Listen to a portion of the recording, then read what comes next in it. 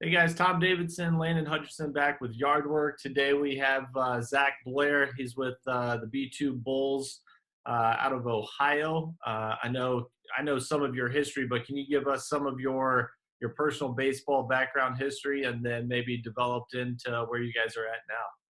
Yeah, absolutely. First and foremost, thank you guys for having me on. It means a lot.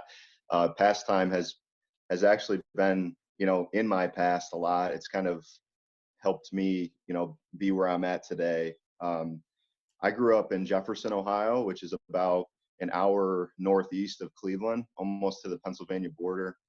I graduated high school in 2008. I went and played college baseball at Winthrop University for 2 years, and then I transferred to Mercyhurst in Erie, Pennsylvania. At Mercyhurst, I was fortunate enough to be an All-American. I played in the Cape Cod League. I was an All-Star in the Cape Cod League. I made the All-League team. I won the Silva Sportmanship Award. And then after that, I was able to get drafted by the Chicago Cubs in 2013 as a senior. And unfortunately, I had Tommy John that fall, the year I got drafted, and then just had a short stint in pro ball. But boy, did I learn a lot, and all that has shaped kind of, what B2 has become, my coaching style, our coach's mindset, and the way that we just we treat our kids. And then after I got done playing, it was kind of a tough acclimation period, as anybody goes through. I didn't know what I wanted to do. I did know that I wanted to be in the game. So I got on the staff at Case Western Reserve University. It's a Division III powerhouse in Cleveland. And, I was there for a year and a half, and then I started scouting a little bit with the Marlins. I was a part-time guy just in Ohio, and I would help when I could, all while I was doing lessons on the side, trying to build clientele. And, and B2's been around for 4 years already. We started, with 2 teams in 2017, and now we have 9 teams. We have 120 families that are part of our organization. We started with no facility. We moved to a 4,500 square foot facility, and now we have a 12,000 square foot facility, actually looking to expand. Hopefully sooner than later with this little hiccup that we're going through. But, like I said about Pastime, I actually got recruited to Winthrop and Coastal Carolina through a Pastime tournament. This had to be probably like in 2006 or 2007. And you guys hosted a tournament down there, and I played on Team Ohio, and we went down, and that was like my first real taste of, I guess you could call it like real baseball, where, there were a ton of scouts there. There was a ton of guys getting looks, and, that was hugely important to me. And, we want to provide that to our guys as well. So that's why we play in a lot of you guys' tournaments. The venues are incredible. The foot traffic of, colleges that are at the tournaments is off the charts. I mean, I can't say enough about Pastime. So thank you for doing that. Yeah, I know. For those of you that haven't seen Winthrop, I mean that's a pretty cool spot. That's a really cool feel. It's got a unique, sun drop, not just a backdrop. They've got a sun drop out there with the monster wall. That's a cool venue. Yeah, we were there. It's got to be like 2007. That was probably our second year hosting. But that's I know we all fought over who was going to go run that event, because it was such. Right. I mean, it's just a unique venue to go to. So from the facility side and the B2 side, what are the ages you guys are at now, and where's your facility located? So we have 9U through 18U.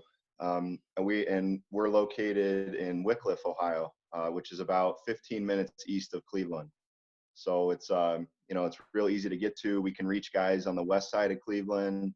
We can last year our shortstop was from Canton, which is about an hour and a half south of us, and then we can reach guys all the way to Pennsylvania. So we're kind of in a great location to pluck guys that want to come and drive and have that experience with us. So we're very fortunate to be where we're at.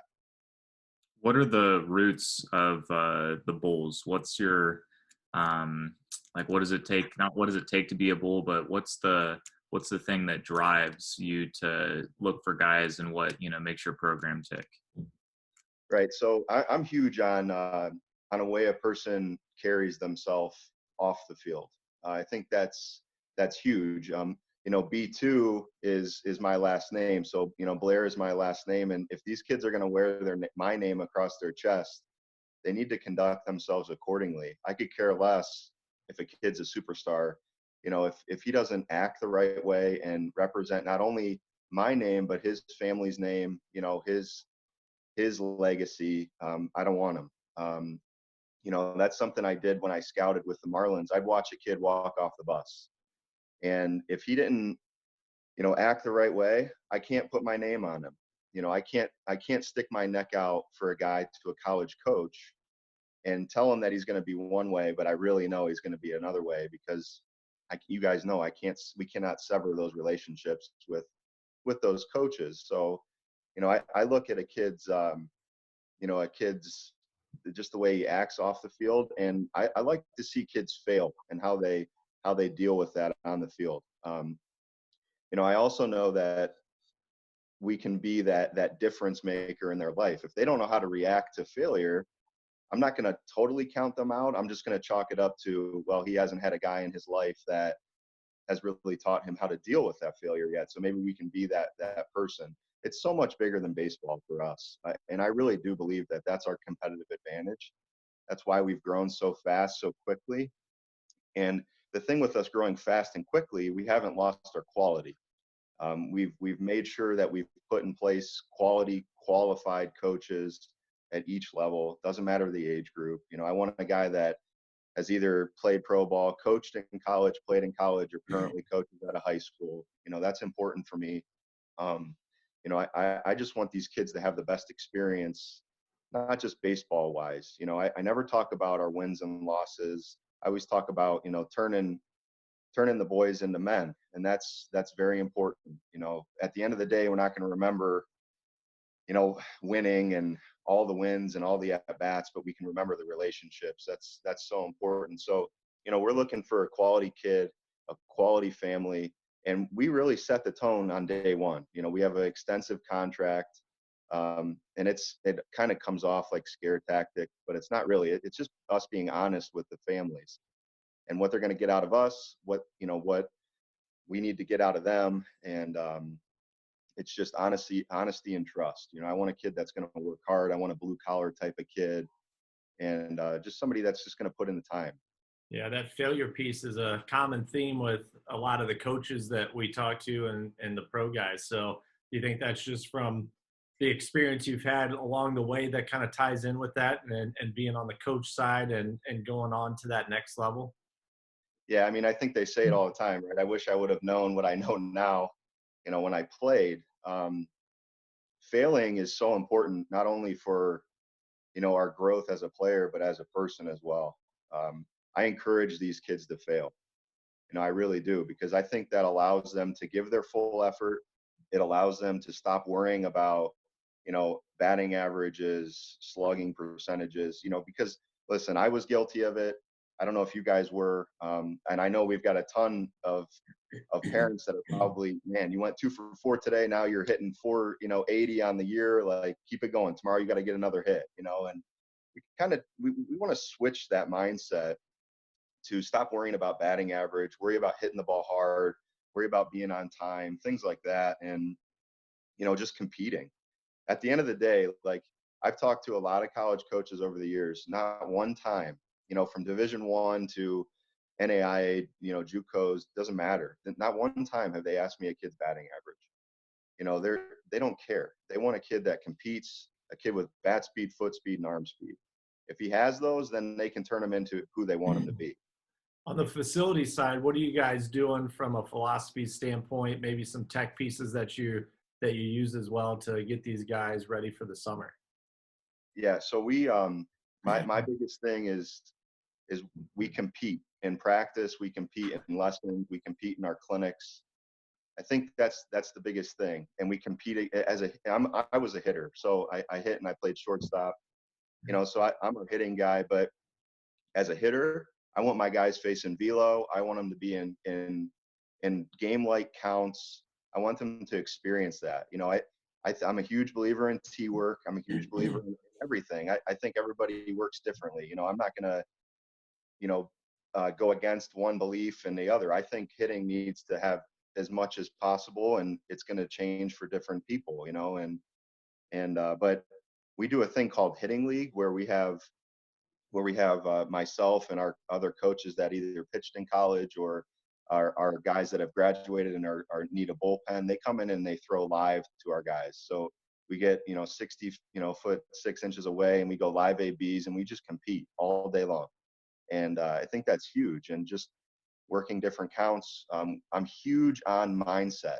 I think if a kid is talented and he can really swing the bat, but his mindset is lacking, he's not going to be that good of a hitter. It doesn't matter how talented he is. He's got to have a proper mindset. And, you know, I'm huge on just sitting fastball and adjusting, making sure we're on time for the fastball. I was told in the minors, if you can hit the fastball, you're going to move up. It doesn't matter what you do on the off speed. But if you're ready to hit early in the count, you're ready to hit fastballs, you're ready to compete, if you got that positive, confident mindset, you're going to win.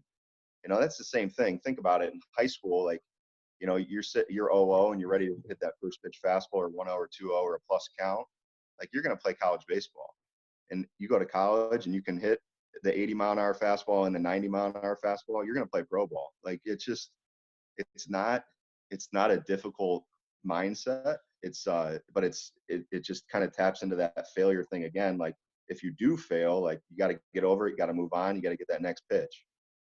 Who are some of those coaches that you have in your program that help, you know, the B2 Bulls? Yeah. So my dad and I, we started it. His name is Zak Blair. And, you know, he was my coach my whole life. Huge on mindset with me. Huge on attacking fastballs early in the count. We've got Joe Velchik, he's our 15U guy. Jim Sable, 16U. Tony Fuderick was a second rounder in '93 to the Tigers. He's our pitching guy for our organization. You know, we've got 16, 17 coaches. So it's Jordan Taylor at 14U, Dan Poskisil at 13, Benji Jarabek at 12, Aaron Saddam at 11, Chris Sykes at 10, and actually my uncle Matt Blair at 9U. So all those guys, you know, are well versed and have had the experience of, you know, playing and coaching. So they're really good on relating to the guys. What are some of those tech pieces as well? Tom brought it up. Like, do you guys to help develop? What are some that you use a lot? Yeah, so I'm huge on video. I like video and the guys. And honestly, like personally myself, I didn't look at video until I was in pro ball. And I know that sounds weird, but I mean, I got drafted in 2013, but none of that stuff was really, like, we didn't have it at Mercyhurst, at least. I mean, at Winthrop, like, you could swipe your student ID and go and hit in the best facility, arguably in the Southeast, but they still didn't have tech. I think, you know, the biggest piece of tech we had was a home plate machine at Winthrop. And, you know, and that might be outdated now. I honestly don't even know, but, you know, it's video. I video all the guys. You know, and we do some exit velo stuff and things like that. But, you know, at the same time, I think like I said before, it's all got to work. But at the same time, it doesn't matter if I can hit the ball 100-mile-an-hour off the tee if I can't find the barrel in the game. So, you know, I think video really breaks everything down. We can really, you know, relate and coordinate what we want the guys to do through the video. And not everybody's the same. We're not cookie cutters. So I want guys to be comfy. I want them to be relaxed. I want them to do what they do. Maybe we make tiny little adjustments here and there. But hitting is hard enough. Like, we don't need to make it any harder than it is. Like, so that's our biggest thing. What's your guys' high school space look like right now as far as the guys on your team and maybe commitments? Who's looking still? What are we looking at with some of those guys for this year? Right. So we've had 3 graduating classes. This 2020 class will be our 3rd graduating class. We're fortunate enough that every one of the kids that have come through our program is playing or is going to play college baseball. So we've had 21 guys come through. All 21 are going to go play college. You know, this year we've got a 2020 going to University of Pennsylvania. His name's Calvin Brown. He's a top-rated guy in the state.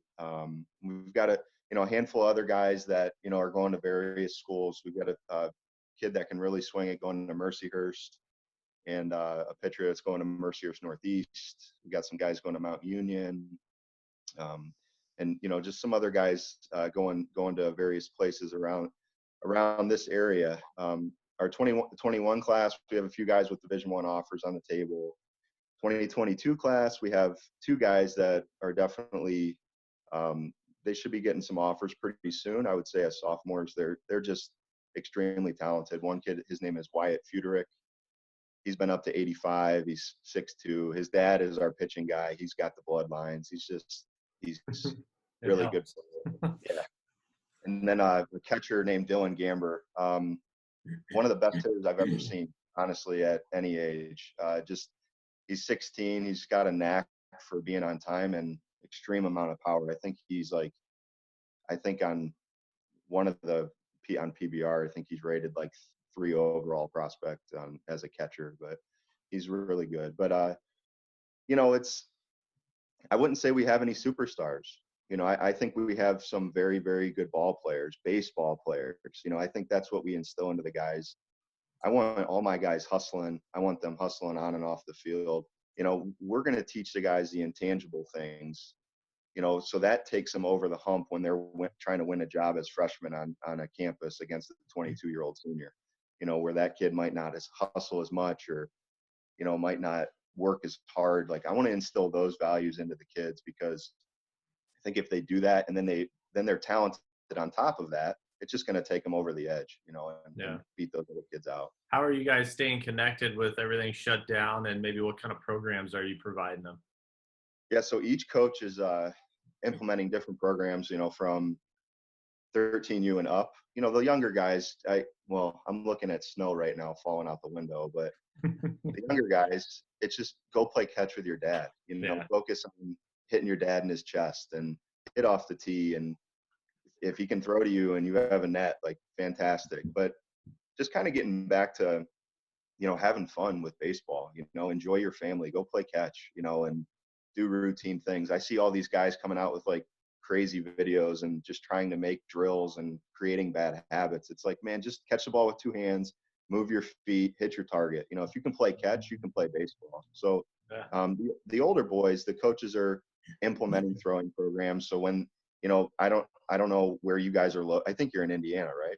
Yeah, we're based out of Indianapolis. Obviously, we got 168 tournaments across the country, so we're in 20-something different states. So yeah, it's in Ohio, they still haven't canceled school, or they haven't officially yet, or the season.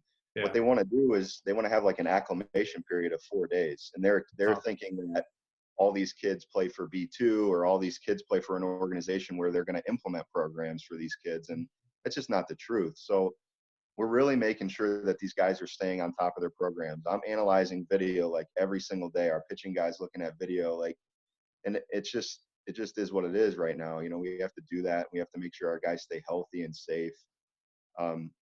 Keeping up on our long toss program. We have our guys throwing their pens when they need to. It's really tough because it's just, we don't have any set timeline right now, So, it is what it is, but we just got to make the best out of it and keep moving forward. So we're very fortunate to have coaches that are invested and constantly messaging our guys. And, I've been trying to keep up with the guys by giving them content through like Facebook Live, Instagram Live, talking to them on the phone. That's one thing that all of our coaches do an extremely good job of. We make ourselves available to these kids. And when I say 24 hours a day, 7 days a week, it's truly that, and that's huge. It sounds like you have guys going to all different levels across Division I through probably some NAIs, JUCOs, things like that. What's your message to them to make sure that they go somewhere that they, truly feel comfortable? Because in Ohio alone, there's 15 Division I schools, and everyone's like, well, I want to go D1. Well, that might not be the best fit. So what's your way of getting through to them? Yeah, so I was fortunate, at the time, I didn't think I was fortunate, but I was fortunate enough to go through that. I was that kid that wanted to go south, play Division I baseball. Like I thought I was, that's what I want to do. I remember specifically, telling Division II and Division III coaches like, hey, I'm sorry, but I want to play Division I baseball. And I got humbled really quickly. And now when I look back on it, I am extremely fortunate that that happened to me, because now I can personally relay that to these kids. It's like, I went to Winthrop, fantastic program. Can't say anything bad about it. It made me who I am today. It just wasn't my fit, and I think that's huge for these kids. They got to find their fit. I went to Mercyhurst. I got the chance to play every day, and it was my fit. And now we're here. I'm talking to you guys. And if I didn't do that, I wouldn't have this great opportunity to, do what we're doing. And I tell the kids, I said, listen, you got to go somewhere where you're comfortable. Like you said, you have to go somewhere where it's a fit for you. Where can you compete as soon as possible? And I think that's the thing that's important too. These kids get caught up and they commit as, whatever it might be. Freshmen, sophomores, we see that now. That didn't happen back when I was playing, but Yep. Even juniors, and they're committing to the name rather than to what is best for them. And you guys know these kids are all about like, well, I'm going to put it on social media that I committed to wherever, Ohio State, and they might not play until they're a junior. Like, we can't get any better if we don't play, and at the end of the day, like, whether you want to play after college or not, it's all about, putting yourself in the best situation for you to grow as a player and as a person. So we can't do that when we're sitting on the bench. So you need to have, I tell the guys, you need to look for a place that you can have an opportunity to compete for a job, because no coach is ever going to tell you, hey, you're going to come here and you're going to start at short. If they do, then go away, stay clear of that program. But, I just want my guys to be in a position, like I said, to compete for a job from day one when they step on campus. Yeah, Go ahead, Leno. a lot of these guys, they're searching for that full ride. Well, that doesn't happen, not in baseball, because 11 scholarships divided by 35 people, it's very, very seldom do you see something like that where a guy's getting full ride. Now, the grades come into a factor as well. What are the things that you do to make sure that they're on top of those things? Yeah, so we actually just implemented that about 2 years ago. Like, we want all of our guys to have at least a 3.0, and that's difficult at times, but we really make it a point where if a kid is having a problem at school or at home, I want to know about it. I want to know when my guys do something great, and I want to know when they do something bad. I'm not put on this earth just to be a baseball coach. I want to make an impact in these kids' life as well with all of our other coaches. So if a kid's struggling and I can get somebody to help him, or I can, find him a tutor, like, that's why I'm here. You can save your parents, $5,000 to $10,000 just by getting a 3.0 to a 3.5, So with those 11 scholarships for 35 guys, I mean, it's unbelievable. These kids think that, well, I'm one of the best players in the state, so I'm going to get a full ride, and they kind of get that mindset, and they kind of tune out everything else, and it just doesn't happen. It doesn't really happen. So we kind of educate on those kids on that academics is just as important or more important than your athletics. So if you're a stud and you don't have the grades, then you're not going to get a lot of money. Yeah, we touched base on that the other day with Nelson Gord from NCSA, and that piece of technology that they have for their website on, when you plug in that, hey, I've got a 3.0, and you get this full list of schools that includes. But if you have a 3.5, you open the door to another 400 schools around the country that you can get into, and how that the academic side is probably the second most important piece that you have, talent level being one, but that academic side, you could essentially become a free scholarship player if you get the academic money instead of relying on the athletic side of it.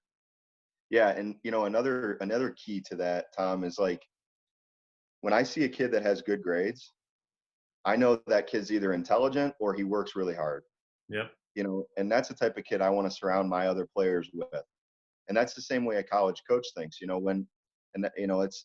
just is what it is. I think And I hate to say this, but I think if a kid has a 2.0 or a 2.5, you're just not working hard. You're lazy. Come on. I mean, we got to try to get a C or a D in high school, right? Like, put the work in. I understand there are so many opportunities for help. Ask for help. Ask your teacher for help, And if they don't want to help you, that's on them. You've done your due diligence to get better.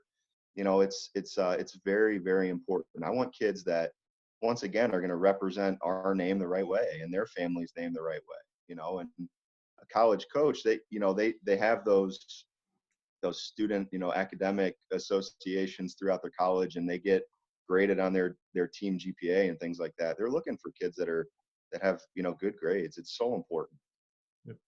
What's your greatest memory as coach with B2? Honestly, I think it's happening. I think the past 4 years have been nothing short of a dream come true. I remember sitting, my wife and I, before we had any kids, and, very intense emotional conversation about what I wanted to do with my life, and what I wanted to do means what she wanted to do with her life. And, we've been through it all since our senior year in high school. We've been together. She's been through, me going away 10 hours, me coming home, me going to pro ball, me going away every summer and staying with host families to play. She's been there. Without her, none of this would happen. But my favorite memory, honestly, is just impacting these kids' lives, man. I think that's the most important thing that I want to be remembered as. If people say I'm a good baseball coach, that's awesome. But I want these kids to call me when they're my age, when they're 40, when they're 45, whatever, and say, hey, let's go get a coffee or something. Let's talk. I got a question for you. Like, that's why I coach. I coach for the relationships with the kids, with the families. I'm going to be honest to these kids. I'm going to tell them the way it is. If they don't like it at the time, that's okay. But I'd rather them hear the truth right now rather than them get slapped in the mouth when they're a grown man and, a husband or a father. So, honestly, that's a great question. I just think every day, honestly, I'm in a very fortunate situation where I love what I do. I love my life. I love our family as B2. It's truly a dream come true. So what do you guys need to do on the B2 side to kind of get to that next level? What's your progression path here? So I think we just have to continue to do what we're doing. Just keep churning out quality guys and, that make impacts at the next level. And here's the thing too, like, that stuff's extremely important to me. But if a kid decides that he doesn't want to go and play in college, like, that's okay too. I think we're going to teach these kids, like I said, previously, these kids the values of life too. And, we take kids that are extremely talented.